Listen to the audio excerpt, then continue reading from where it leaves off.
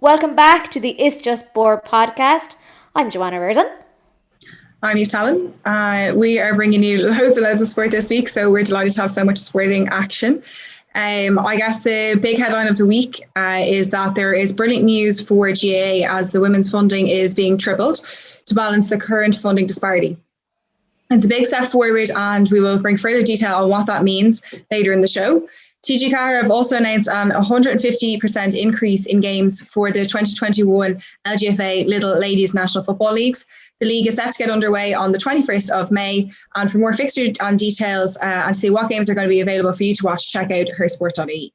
While Camogie have been heavily criticised in relation to their fixture proposal, they seem to have overshadowed the LGFA and the fact that there will be no minor football again this year. The LGFA will host no national competition and have left it to the provinces to arrange their own competitions. Yeah, it should be a wild one for sure, but we have really good news for all Olympic and Paralympic athletes around the world. Pfizer have just announced that they will be making their vaccines available to all Olympic and Paralympic athletes, as well as their support staff as well. Sarah Keane, who is the president of the Olympic Federation of Ireland, said that over the recent months we have been very conscious of the wider issues around us in society, and we were working intensely to advocate for the vaccination of the team at the appropriate time when those most vulnerable in society had obviously been vaccinated first. The breakthrough is obviously an incredible relief to the athletes. It's obviously a bit of a relief as well to Tokyo and Japan as a country. And she continued to say that while this breakthrough is a major relief for all of us, given the significant challenges that we were facing and the lack of time remaining to find a resolution. So it's good to hear that Pfizer are doing that, and it's not going to be at a cost to any of the vaccines that they're dishing out globally as well, which is great to see. So we would like to wish all our Olympic and Paralympic athletes all the best with that. In some weightlifting news, there was big news to break as Laurel Hubbard may become the first transgender woman to compete at the Olympic Games. This has brought back, obviously, the massive conversation, wondering whether it should be allowed and if she will have an advantage and all the various stuff that you have probably heard throughout the conversation with trans athletes. We have obviously spoken about it before on the podcast, which you can look back on, but we will definitely dive more into this in a bonus episode of the podcast. We obviously want to discuss Laurel Hubbard a bit more, the science, the rulings around transgender competitions. I know Niamh was on iRadio talking about what Caitlyn Jenner had to say and all this kind of stuff, and if anyone knows of any trans athlete or anyone who's involved in sport who is trans or going through any surgeries or whatever, we'd love to hear from you. We'd love to get your thoughts and opinions and everything in between. So we are dashing over to hockey news at the moment. We saw a 4-match series with Team GB when they played Ireland over the last week. Overall, Team GB were the stronger team, but Chloe Watkins stood out in the third match in the 4-match series. You can catch some of the highlights online, but some of the results are 3-1 to GB in the first match, 4-1 in the second, 0-0 in the third one, and then 7-2 in the fourth match. Ireland will be playing Scotland on the 15th and the 16th of May at Queen's University, and you can see all the crack and all the stuff on the Hersport socials and also on some of the socials of some of the hockey players, because some of the stories are quite amusing. But yeah, looking forward to seeing them getting back on track and going forth to their Olympics. So yeah, Niamh, what's happening in your life? Right around the corner.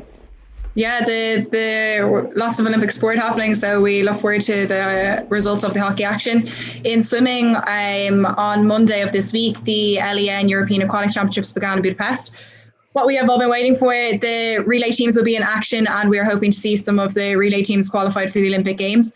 There are 4 spots available in each event, so Ireland need a top 16 finish to make that qualification. The performance director, John Rudd, has said that the team is littered with high-quality athletes, and we will be doing all we can to see at least one Irish relay team feature at the Olympic Games for the first time in 49 years. So it'll be an amazing success to have an Irish relay team at the Olympic Games this year. The athletes in action include recent Olympic qualifier Mona McSharry, as well as some of the Irish record holders, including Danielle Hill and Ellen Walsh, then Niamh Coyne, Victoria Catterson, Naomi Trate and Erin Reardon will also be in action. Yeah, it's going to be very exciting. And also announced as well is the team going forward for the diving at the European Aquatics Championships.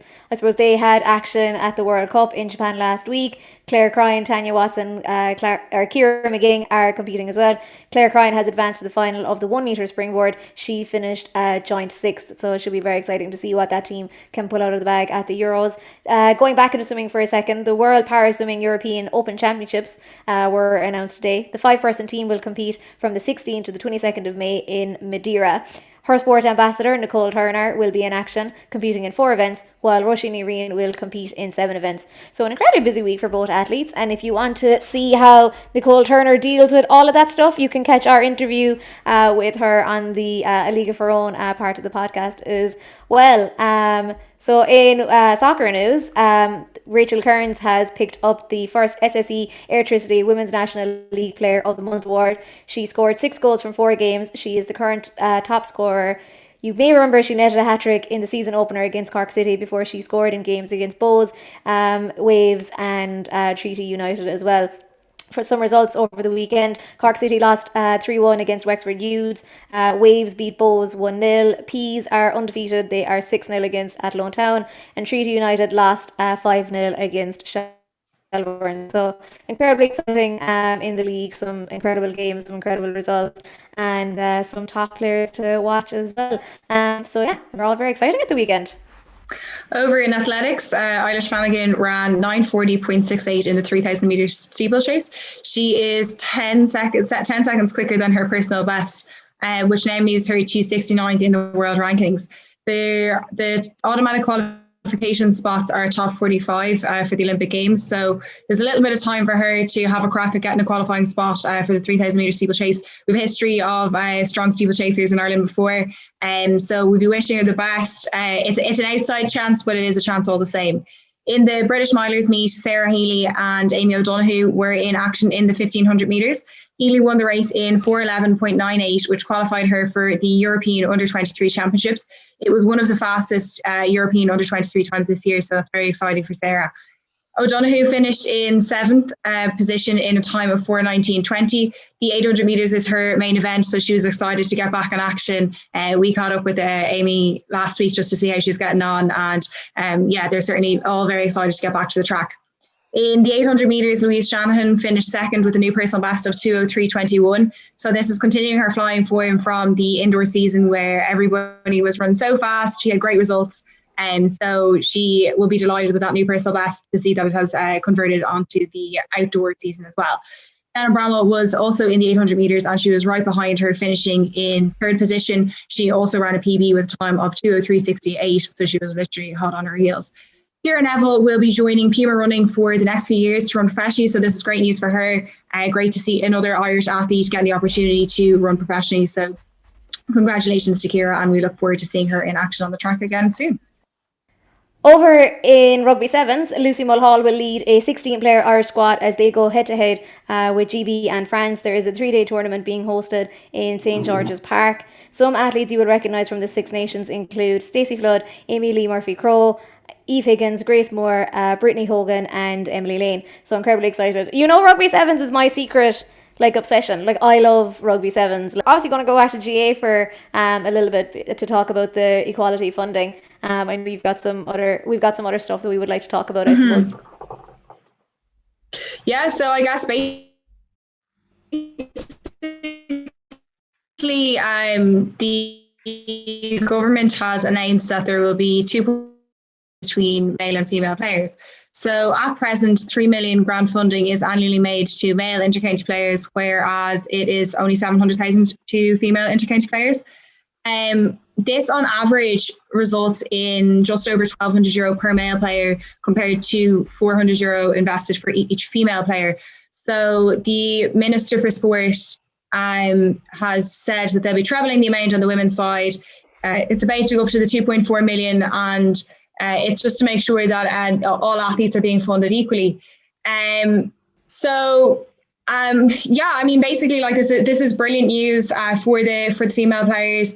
Everyone's very excited about it. I guess it's taxpayers' money that's being used, so really it should have been something that was equal in the first place. Yeah, you're right, Niamh. Look, obviously it's a little bit weird when I think is it 51% of people paying tax in Ireland are actually women at the moment, and to hear that a lot of that money isn't exactly going towards supporting women's sports, it just doesn't really make a lot of sense. Look, obviously commercially the men's game is obviously a lot bigger. Like we all know, like the situation, but I think we've seen throughout, especially the last few weeks and months as well, and even with COVID, there has been a total shift in women in sports, and I think a lot of businesses are investing in women's sports primarily because I think the men is just kind of so far gone off the Richter scale. They see that there's an outlet for women in sports. It's obviously like the right thing to do in terms of trying to make everything equal. It's obviously something that is incredibly worthwhile. And something as well that I think is important to note is that it's actually getting rid of and this is something that's kind of bugged me a little bit for a while, which is that whenever someone would invest in women's sport, it was like a couple of years ago even, it was kind of deemed a bit like kind of charity, like, oh, isn't it great that like they're doing it? Whereas I think now it's great that the brands, there's an onus on them. It's great that there's an onus on where the tax money is going, and it's great to Yeah. see basically all these conversations being raised. We saw a group in America, I think just I think in what? relation to kind of what you're saying, though, it is proportional. Like we're talking player, so the males were actually getting €1,200. Like that was the average that they were getting, and the female were getting Yeah, 400. yeah. So, they have said that there's a little bit more on the men's side in relation to people playing. It shouldn't matter the investment for coming from the state, though. Like everybody should be treated equally when That's it's yeah. coming from the state. Like when it comes to sponsorship or anything like that, like it absolutely should be the right amount, the same amount of money coming from the state. So the fact that this wasn't done before is mad. Like I know when it comes to say like private organizations, or if it comes to sponsorship and that kind of thing, like it can be about bums and seats or how many viewers or something that this is getting, but like you should be supporting the male and female players the same way when it's coming from state funding and, like you're saying, taxpayers money. Yeah, and I think as well something, and it just was highlighted just kind of this morning. It popped up on Twitter. Basically, a woman had said that she's got 3 children, 2 girls and a boy. One pays €15 for registration with his club, and he's obviously covered with insurance, and boots and all the different kind of stuff, coaches and stuff like that. And then you go down the road, literally, she said it's not even in the same club venue. You go down the road and it's the women's team, and she's paying €30 per child. Now, she's acknowledged herself, fair enough, they're two different organisations, that's fine. But she was just kind of saying like it's a little bit weird that the insurance premiums and other kind of stuff are a lot higher for women's sports. This is all stuff that like our taxpayer money is kind of going into, and this is all stuff we should be kind of asking for kind of change. I think if you even think about when clubs grounds get developed, it's through fundraising, it's through taxpayers money, it's through government grants, it's through various initiatives. And yet, you're still seeing kind of the issues exist with the parity between men and women. I think that is something that has to be done. It's obviously great to see, Jack Chambers and Catherine Martin in there. He's obviously junior minister for sport. She's obviously minister for the whole group. It's great to see that this has come to their attention. I know it's something that they wanted to do for quite some time, and it's great that it's now happening. I know this is something you're interested in, Niamh, but 67% of all government grants to Irish athletes are being allocated to GAA county players. And I suppose we obviously all know the argument about GAA, playing such a great role in terms of community and different things like that. But this is an Olympic year. This is when we're asking our Olympic athletes to go out and represent us on a global stage, wearing, I suppose, the green jersey, whatever it may be. So I thought that was a little bit kind of eyebrow raising. Even as a big GAA head myself, I didn't even realise it was that much. And as I said, it kind of took me by surprise, given that it is an Olympic year. And I think we have this kind of obsession with Ireland with Olympic athletes, but we don't really, I don't know, do we want to actually put the investment in order to make Olympic athletes? I think you're more fitted to answer those questions, but that's just the kind of view that I get at the moment. Mm-hmm. Yeah, like look, that's 2/3 of grant money is going to county players. Obviously like the volume of people playing, we're looking at 4 different sports, like 2 sports, male and female teams, and then each county team from that. So it is a high volume of athletes. But like you're saying, like we are looking at trying to get success on the international stage, and if you don't put the money behind it, you have to kind of limit your expectations. And when you look at the UK and the USA, they do back their athletes financially, and they see success year on year. Like look at rugby, like should we be supporting our rugby players more? Like we've talked about this. We've talked about, the fact that in the Six Nations that, we're going up against a professional English team and that type of thing. And if we really want to see the, athletes being afforded the success, we need to fund them a bit more. When it comes to kind of the funding availabilities for athletes, your top tier really is that €40,000, and that's if you've made the podium. And then, your next bracket is 20,000. I think then it kind of goes into 16,000, 12,000. And, we have some international athletes that are putting their life on pause for €5,000. They're trying to, represent us internationally, like they're doing their best. They're taking the, time out from, from whether it be college or work or whatever it might be, and we're expecting them to deliver results. And that's the money that they're afforded to, go up against nations that are, maybe more equipped in relation to facilities sometimes.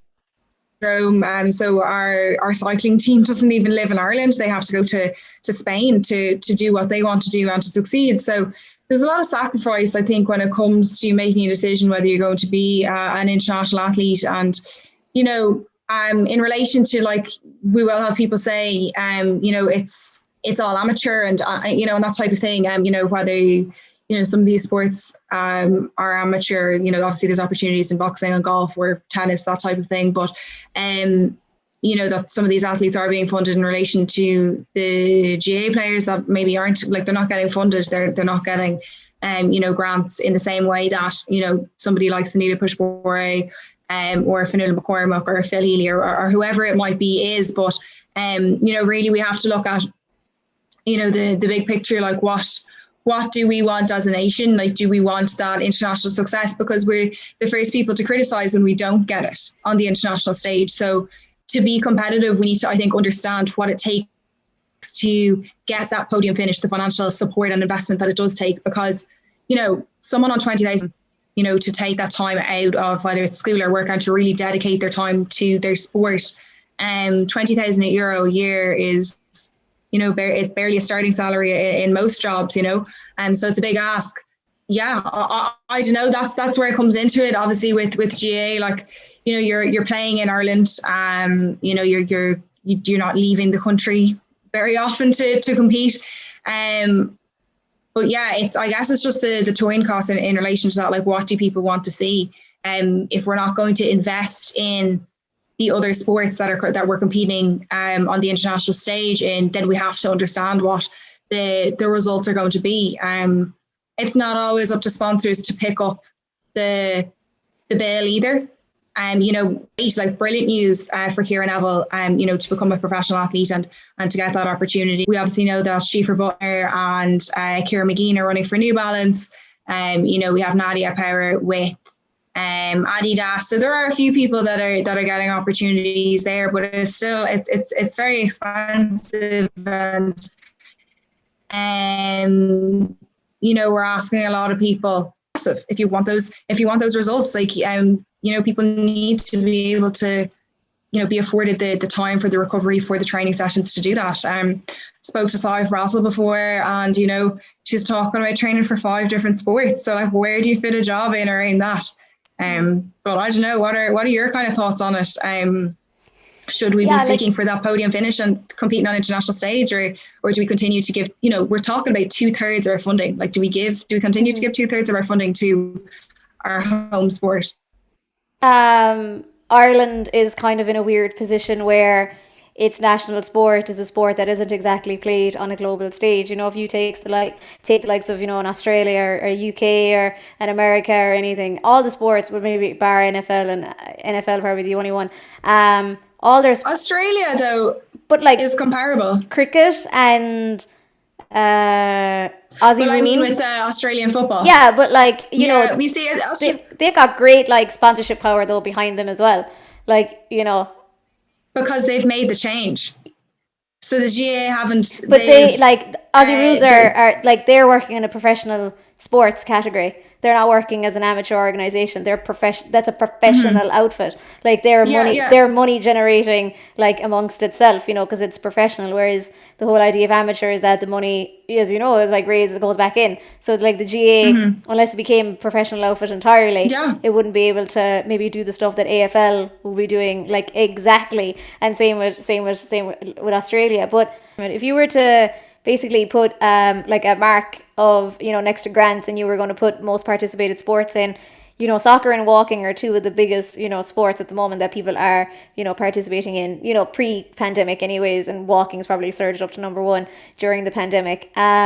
So, if you're kind of like looking at those, GA maybe might be like fourth or fifth, so they're not even that high on the list in terms of national participation in Ireland. Look, I think the thing with the government and the funding is that they'll be damned if they do and they'll be damned if they don't. Obviously 67% is an insane amount to be giving solely to one, well, technically three governing bodies at the moment, and it is incredible. Like, I've never seen anything comparable. Unless you're like the NFL and, as I said, you're professional and making money and like generating your own income off yourself, you probably will need government assistance, for the time being. But and I think the other thing as well that I think has to be noted is that a lot of the groups that are put together to represent sports in terms of getting this money, getting COVID grants, getting allowances to play during COVID times and different things like that. And we've spoken about this, that a lot of them don't have any of the minority sports, let's call them for want of better terms, on these panels. Sure, you've got like Sport Ireland, John Tracy representing all of them, but you've no one, from Basketball Ireland on some of these boards. You've no one from, you probably have obviously Swim Ireland being represented through Sport Ireland, but there's no one specifically from those NGBOs, I can never pronounce that. You've never any of them. NGBs. Yeah, you've never any of them actually on the board, asking for, it's always through someone like through a John Tracy or through a Sport Ireland. That's something that I would be incredibly interested in, and how we can figure out if we were to create an Irish sporting board, government, whatever of Ireland, how many sports, do you think would you actually need in order to highlight some of the inadequacies that exist? What, Rowing Ireland? They're not represented on any of these boards, I don't think. That's true Sport Ireland, from what I know. Yeah, no, look, I think in relation to, you're talking about the participation, there obviously is huge, participation when it comes to Gaelic Games. I think in relation to, generating money, obviously we can look at some examples around the world in terms of professionalism of the sports, and GAA is comparable with Australian football, so maybe that's something to look at and see what capital can be raised there, so that the money can be redistributed to other sports. But Australia have been successful on the international stage in lots of other sports, and the question is, are we seeing too money being allocated to something like Gaelic Games? Whereas, as I said, look, we'll criticise the football team if they're not performing. We'll criticise, if we think if somebody is competing in a major competition, Irish people instantly get their hopes up and kind of expect a podium finish. And there's just so much that goes with competing on that international stage and getting those results. But I think something else that was interesting in relation to the GAA was that piece earlier around the fact that the minor games won't be going ahead. And I think that's definitely been kind of glossed over, maybe in relation to what's been happening with Camogie, that everybody's been a little bit fixated on what's been happening there. And that for the second year in a row, any of the underage athletes are looking at not having a national competition. So I think that's something that's really disappointing. I don't know what your thoughts are on that. Yeah, it's incredibly disappointing. I mean, especially from, even if you want to be selfish about it and look at, from my own county's perspective, Cork have a lot of players that would have been foddered through a lot of those minor and under 21 competitions that would have been, participating. A lot of the Hannah Loonies, the Libby Coppingers, these are dual players, and there's more even across, even if you just want to segregate football and camogie for the moment. And it's incredibly sad to see that some of these children and girls won't get an opportunity to wear their county jerseys. It's a very limited opportunity, and that jump from minor to senior, I might have the statistic wrong, but it's only 1% of a minor team would actually even be fodder, for a senior team. It's an incredible jump. So to be asking these girls to be postponing their competition one more time, and expect them to hop onto a senior intercounty squad, especially now that we know the funding is obviously going to be given, so the standards are going to be going up. You're going to have more strength and conditioning, you're going to have more allocation for recovery, hopefully expenses. Like, this isn't a situation where the girls can just jump in and click in automatically, whereas you would have had that maybe 10, 15 years ago, and people would have rightly said that, especially, when it came to kind of Cork and different teams like that. But you're in a situation now where, Dublin are, they're professional enough in their outfit. Cork are obviously getting there. You have the likes of Galway, who obviously just need that little bit of funding to get them over the line. You need these underage competitions to keep that competition alive. You need that winning culture to be embedded in your team from an underage level all the way up to senior, in order to get more appetite and to push these girls a little bit further. And I think it is disastrous. And I think the men's can go ahead. I think the under-20s, I literally saw the under-20 competition and under-17 competition fixtures were announced over the weekend, and the women's had to get cancelled. I don't understand that, to be honest. Yeah. No, absolutely. I think it's very disappointing. And like, we're talking about wanting to promote women's sport, keep people involved in the game. I know, Catherine Martin has said this before, and people in all the different organizations have said that they want to see, girls continue in sport. And to just allow something like this happen, like, we're looking at the Camogie Association, like, are they going to let theirs fall through as well? And our LGFA going to let theirs fall through? And then you don't have, that's 2 years in a row that your, under 18 athletes aren't getting the opportunity to compete. And, that might be the time that they decide, actually, I'm going to walk away and I don't want to play the sport anymore. Like, it's, you're not setting a goal for them. Like, there's not a competition there for them to compete in. And it's very hard to, like, drive them forward then and want to play at that, at that adult level. So, it's very disappointing. And I know it's just something that hasn't really been raised that much. We have to, if it's going ahead on the men's side, why isn't it going ahead on the women's? Like, it's as simple as that, really, So if we're going to call a spade here, like, they've said that if the provincial councils want to run off some provincial championships, then that would be great too, to encourage some of the minors to kind of be involved. And look, I've been in some of these boardrooms, I've been in some of the places where these decisions are being made, at provincial level.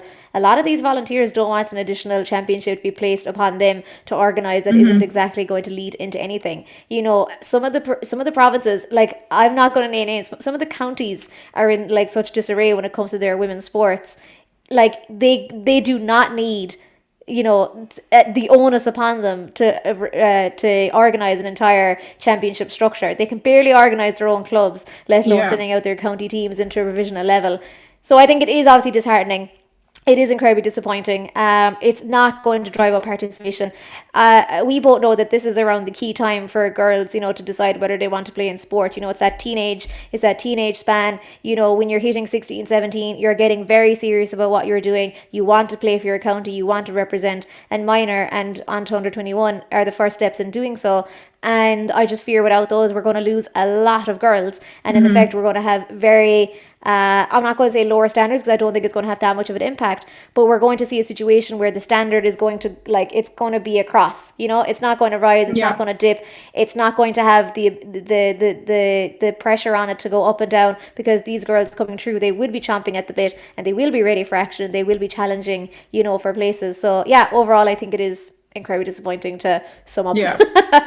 No, I think with what was going on in Camogie, we've seen a lot of the senior teams come out and say, like, that they found it very disappointing how was this promoting women in sport. And it's essentially the same when it comes to LGFA. Like, it's the exact same kind of model, and to not facilitate and look after these players, it's really disappointing. I guess something else to also mention is that, like, the Irish schools, track and field won't be happening either. So that's, again, another event that's very disappointing, not to be going ahead. I'm very fearful for what's going to happen in relation to sport in the summer. If, more and more events are being cancelled, what's it going to look like in the future? If we're not looking after people from, underage continuing to play into senior level, of any sport, whatever it might be, if you're not giving something like a schools championship to somebody, like you're saying, it's very easy, like, to finish your secondary school career and, when you go into college, not want to run anymore. It's almost 18 months that people have, been kind of starved of, real competition, like a normal structure. And some sports obviously still aren't even getting to play. So back to the basketballs and back to the gymnastics and, swimming are struggling as well. Like they're talking about not even being able to teach kids how to swim at the moment, in relation to how things have been going. Like there's a gap there. So we're delighted obviously that our elite athletes are, being afforded the opportunity to train and to, compete. Obviously that was concerning for a while, but we do really have to look at what the structures are for the clubs at the moment. And, while people are allowed back train, and lots of people are training, we need to give people competition. If people aren't getting competition, it's hard to stay motivated. And, in some sports, it's been almost 2 years, or it has been 2 years since people have actually been able to compete. We just have to figure out something for this to continue. And, while it mightn't be clear now, we are so proud of the Irish athletes that are doing so well in the international stage. Let's be realistic. If we don't have our junior athletes out competing, if we don't give them domestic competition, they're not going to stay in the sport. They're not going to develop, and we're not going to have a strong international team in any sports across the board. So yeah, you might be talking about a little bit of a dip when it comes to GAA and Camogie and what it might be like there if we see teams starved of fresh blood. But that's going to happen in sport across the board. I've talked to lots of people from different organisations, from schools, from primary schools, secondary schools. People are worried about the involvement in sport, and it's not just girls, it's for boys as well. But yeah, we have to do something. I don't know what the answer is, but we need to give people the opportunity to compete. We need to give people, get them out there, get them racing against each other, get them playing matches against each other. It is just such a pity that we do not have the foundations laid out for the participation for some of these girls and boys to aspire to be like the athletes we're putting on a pedestal. Yeah. People are afraid. Sorry, what I should have said earlier was, in relation to the competitions, there are some competitions that are actually being the government and the NGBs are allowing the competitions to go ahead, we'll say, but people are afraid to host them. So some of the NGBs are, not really running with some competitions. They're kind of a bit cautious, like something like the schools, that's cancelled because I guess they're nervous about running it. But then there's other sports where competitions are allowed, and people are actually clubs are fearful of running their competitions. They're cautious into hosting something because they don't want to be the first club to do it. They don't want to be the club that has a COVID outbreak, and you can understand that. But we have to get something like this. There are ways around it. There are ways of making sure that it's a safe environment. We've seen some competitions go ahead, and there has been success there. Obviously, the vaccination rate has been increasing. We've seen more and more people vaccinated here. You have to be pretty strict when it comes to these things. No, sorry, we don't have any spectators. Simple as. You draw a hard line and you make sure that is the situation to allow people to get those competitions. People are going to school, they're down training with each other. There's loads of people that are mixing and doing whatever, and everyone's following the protocols. People want to enjoy their sport, they want to train, they want to compete, they want to do whatever. So let's trust them to do that next step. And realistically, the actual risk when you have some of the sports competing against each other, it's no more than anything else that's kind of going on at the moment. You can have local competitions. What are you going to do? Mix some of the schools in your local area. Sure, they're already mixing anyway. They're probably brothers and sisters from different schools. People, if it was the junior school, the primary school in one area and the secondary school in another area, people seem to think that there's not families linking all of this together. But realistically, you could have one family that has three kids in it, and they could be in 3 different schools. So there's already touch points for a lot of these places anyway. But we have to get people back out there, or we're gonna see something serious over the next few years. I agree, and I think sport is one of those. I read somewhere online where someone was talking about the NBA bubble in particular, and they were saying, something like, isn't the NBA bubble such an example as to how society can go forward, with, life and, different things like that. I think people need to understand as well that, if you are gonna use professional examples, like the money alone that went into to make sure that NBA bubble stayed so tight. Yeah. Like one player went out, he said he was going to his grandmother's funeral. He ended up at a strip club, and the NBA were like, "You want to go to a strip club? That's fine. You can stay at your strip club because you're not going Yeah. back into the bubble." That was it. He was kicked out. Yeah. No fuss, no muss. He went home. That was it. You know, and I think you will, as you said, going back to earlier, you will have to get strict about it. You know, they're talking about the rapid antigen testing. You know, should this be made available to everyone? I know the GAA have availability of some form of testing anyways, you know, for God forbid if an outbreak occurs. So why can't anyone? You know, I mean, they're opening up walk-in testing centres left, right and centre. Let's use them. Let's use them to our advantage, and let's use them in a way. The vaccination rate is going up, as you said. And like as well, what's stopping, you know, my brother was laughing at me over the weekend, what's stopping a fully vaccinated 70-year-old from going to a match? He's vaccinated, he's safe. You know, the World Health Organization says he's safe. What's stopping him and 40 others from sitting 20 meters apart in each stand and watching a game just to bring a bit of atmosphere? Nothing. And I think, as you said, fear does play into a lot of it. And I think we are at this stage with the virus where we do know at this stage what it's like to live with it. You know, fair enough, it's a little bit unpredictable in what could happen to an individual. That's fair. I respect that. But we know what's happening. We know if you stay your 2 meters, if you wear your mask, wash your hands. Why can't all these things be set up in every place to make success, sure? not failure. Exactly. Yeah, look, I'm obviously touched on a couple of things there, so definitely let us know what your thoughts are.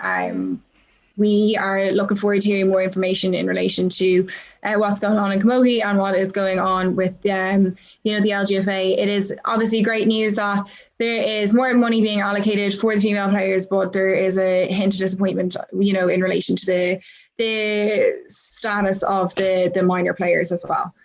But yeah, I think that's everything. Oh, I had one more thing actually.